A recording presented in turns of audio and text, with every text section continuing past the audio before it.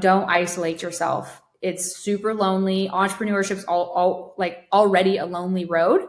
And to isolate yourself or to have a scarcity mindset or to have low self-worth or to feel like an imposter, and just get rid of all that. Like, do what you need to do. And the health part will help you with that as well. Those will kind of be a direct correlation. I feel like at least in my experience, it was. So the network thing is huge, getting into the right circles. Always, you don't want to be the smartest person in the room, like always help people and train people, but make sure your circle is above you and is thinking as big as you're thinking and where you want to go. Cause if you're in a group that makes $100,000 a year, you're probably going to make $100,000 a year.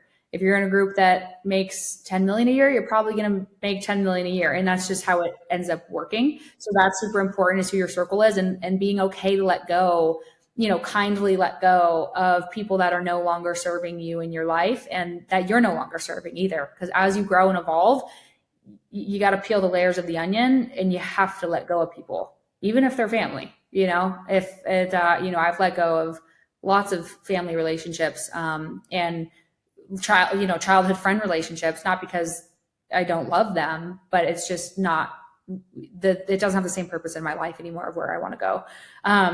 That would be number 2. And then I would say those are the top 2 things. Totally agree, 100%. A lot of people have a struggle with letting some people go. What was kind of your way of doing it?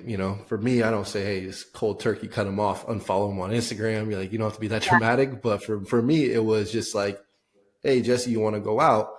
I'm busy, and I give them a reason, because I'm doing X, Y, Z. And then it was slowly just not responding as quickly. And then they kind of got the hit message like, hey, okay, I'm not just, I have time just to kick it or to hang out or go drink or party.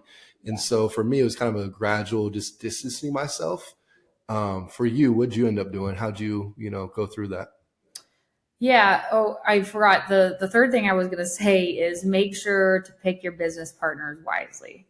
That's a big learning lesson I've had. And I've been, I'm very trusting and very kind and very much a people pleaser. And I've been burnt a lot of times from that. And again, I don't regret it because I learned a lot. But make sure, you have operating agreement signed, you dot your T's, cross your I's, or flip that. Cross your T's, dot your I's. Cross your T's, dot your I's. I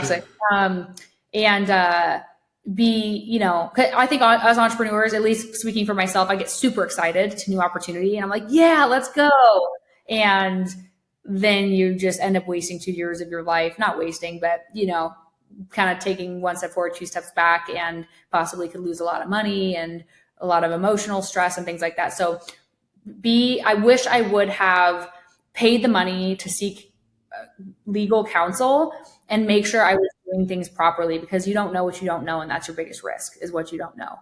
And I didn't. I just trusted whoever was talking to me and was like, yeah, let's do it. Let's go for it, whatever. And I didn't know the risks that I was taking. So sorry to go back, but that would be number 3.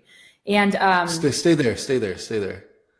So red flags in a business partnership. Before you get started, what are you looking for, and what are some red flags? It's so hard. It's so hard. You're like, I got 20. I catch red flags like they're trophies. So I think, again, I didn't know, like when I first got in a business partnership, I didn't even know what an operating agreement was. So guess what? We didn't have one. So, that if I would have hired an attorney and like, hey, I'm thinking about starting a business with someone, they would have said, okay, you need an operating agreement. You need this, you need that. Here's how you work the bank account. Here's your risk. And I didn't do that. I didn't invest the $400 or $500 that I should have. So that's a big thing is do that. But yeah, moving too quickly on things. Make sure you have very clear defined roles, because a lot of times in business partnerships, especially with friends or with anyone, because you naturally get into partnerships with people right? You don't just like go on Craigslist. Well, maybe you do, depends. But those, yeah, you know what I'm talking about. So I got that one.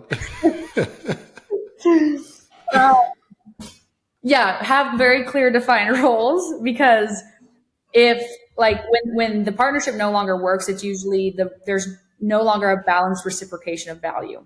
So it's like, hey, Jesse, let's start a property management company. You're like, yeah, let's do it. I'm like, great. And we start it. when we don't have clear defined roles and expectations, then I'm like, fuck, I'm just pulling all the weight for Jesse and I'm making all the calls and I'm getting the leads and he's out at the bar and brings back 5 business cards to me. And I'm like, what am I going to do with this? And so that's where you're going to have that off reciprocation of value. But guess what? Jesse owns half the business. Jesse has access to the business. Right? Like you can't unravel that. So I think putting in your operating agreement, what are our roles? What are we doing? What's our growth plan? What's our strategy? What happens if we no longer want to be business partners? How do we buy out or leave or sell or any of those things? Clearly defined from day one. It's just like you wouldn't want to get married to someone when you're like, oh, I haven't asked them if they want kids. I haven't asked them what they want to do on a daily basis. Are they homebodies? Are they adventurous? Do they like to travel? Like you want to know all that. It's not just like, oh, this person looks cool and makes me happy. I'm going to marry him. So same thing in a business because it is a marriage.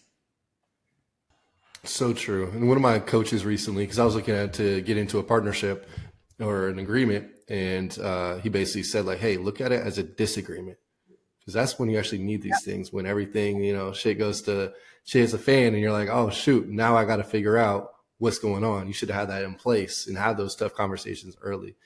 Totally Right. hear you on that.